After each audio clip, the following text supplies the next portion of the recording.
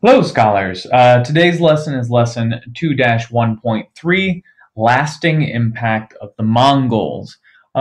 This lesson title might be a little bit deceptive. This is the kind of thing that you might expect to see when we're done talking about something. But really, just the last three lessons were to introduce the Mongols and get you a better sense of who they are. Because we're going to be talking about the Mongols and their influence on a whole bunch of different regions over the next month and a half. So we're not going to focus exclusively on the Mongols again, but I do want to give some sense of closure to this three-lesson series that tells us a little bit about who they are.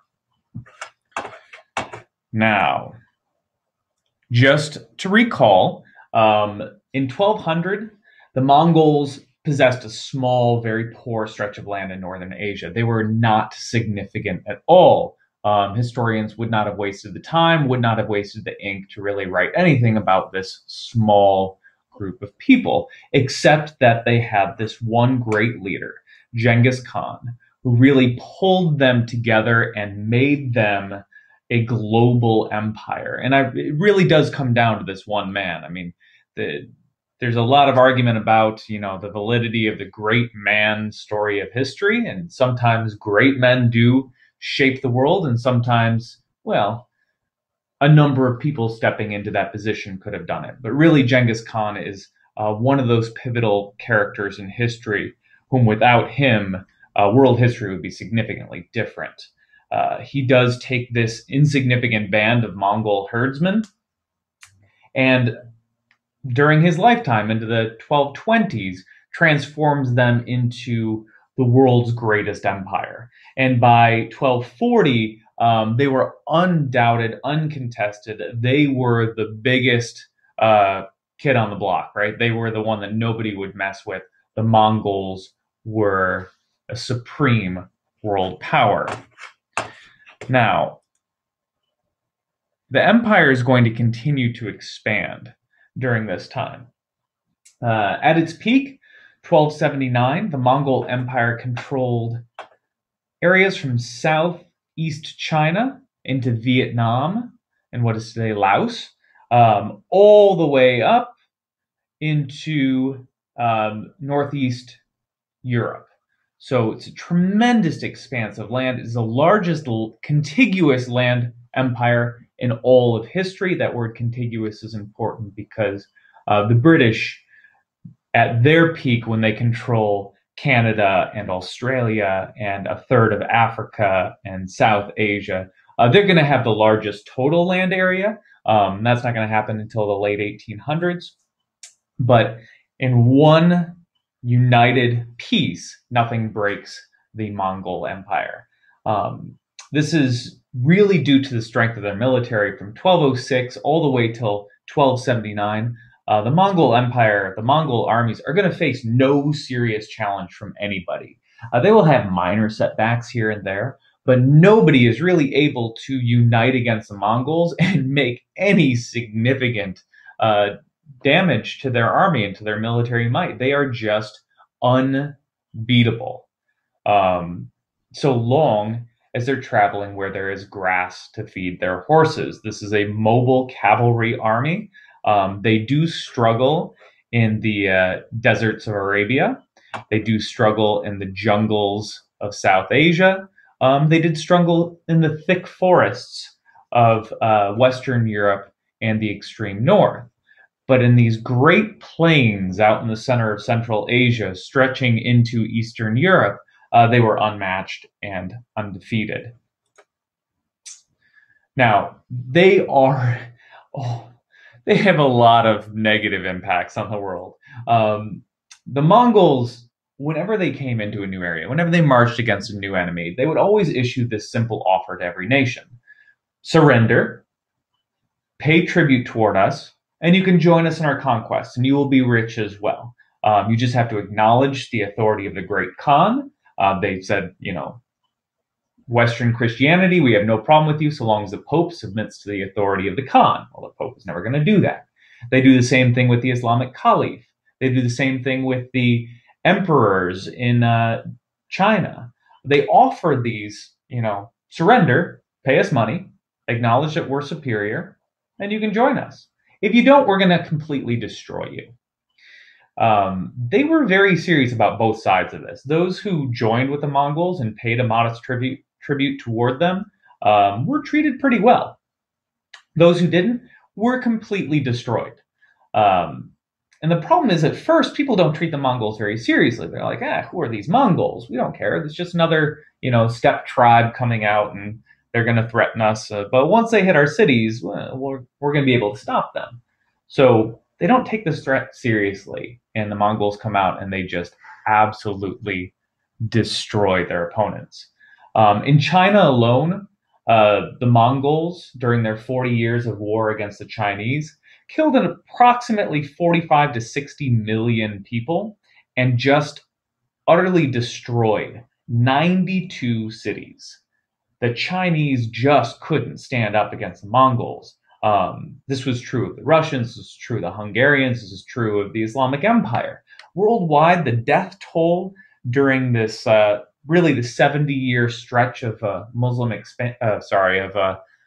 expansion is about 80 million, and I've seen estimates going as high as 120 million people dying at the hands of these Mongol armies. I told you once before about the story of the pyramid of heads that sat outside of some of these cities. They would just decapitate people and put their heads in pyramids.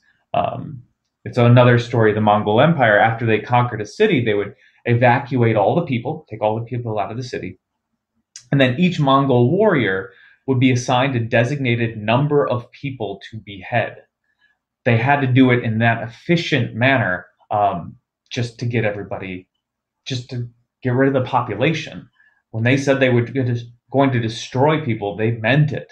So each Mongol warrior might be designated 10 prisoners of war to execute. And that's what they did. And I want to show you this video. So we're going to take that away. This is a video of the world, the entire world, with each population. Each one of these little white dots represents about 100,000 people. So about 100,000 people. And you see population densities in South Asia and in China, little specks along the Mediterranean, and in Europe. Most of North America, South America is black, as is most of Africa, Australia. Now, as this moves forward, we're going to see the slow growth in population. Particularly in China, we start to see this fill in a little bit more, expand out a little bit more. This is the population growth of the world over this time. This is our time of the Crusades, so time period that we're familiar with. I'm going to pause it right up here in a moment. So this is the time of the Mongols. It's 1206. Genghis Khan has just united the tribes. He's about to make war on Jin China, and then later on the Sung Chinese. And I want you to watch this population right here.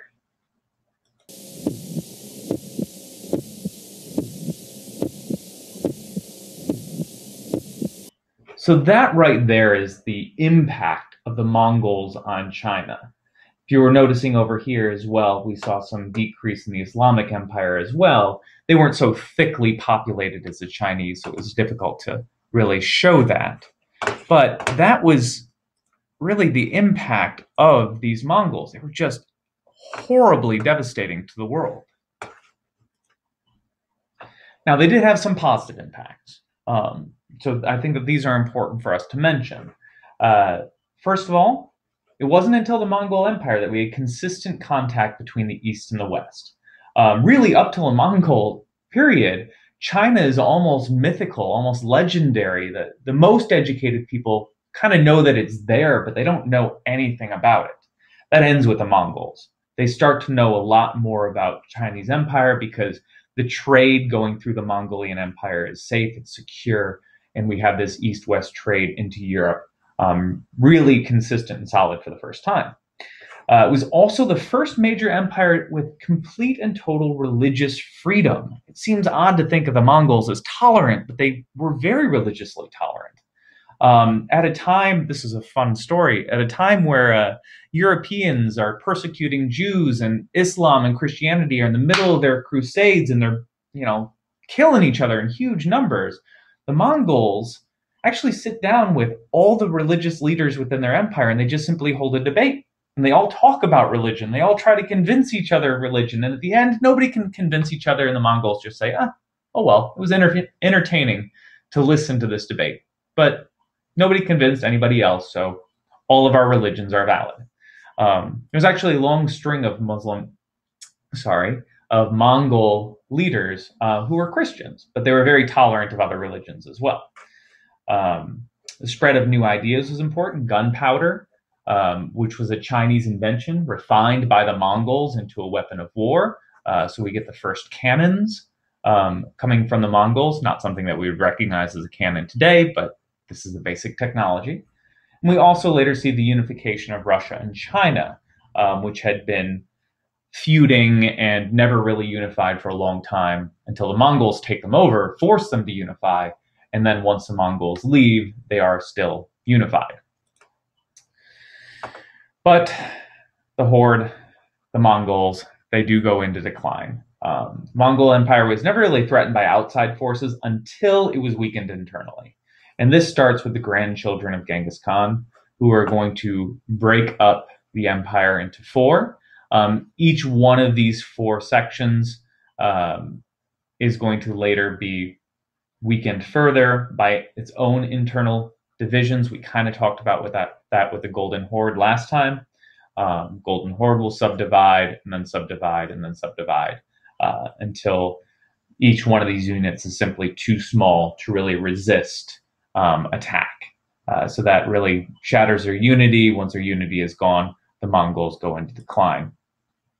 So we get to Mongolia today. The Mongol Empire, the center component of it, not the Golden Horde, finally ended in 1691. They were conquered by the Chinese, who had reestablished control over the Mongol China under the Ming Dynasty. We're going to learn a lot about that later. And then they're going to expand out and take over Mongolia itself. China's going to rule Mongolia for a little over 200 years before Mongolia briefly gets independence, before they fall under Russian and then later Soviet domination. Since 1992, they've been fully independent, not dominated by anybody else. They are a democratic republic, low population, large land area. It's about the size of Germany, France, and England combined. But with that combination of land, it's still sparsely populated and mostly made up of nomadic herdsmen today. The only nation in the world that is majority nomadic herdsmen. So they've kind of gone full circle. They're back to where they started. And that is our brief wrap up of the Mongolian Empire.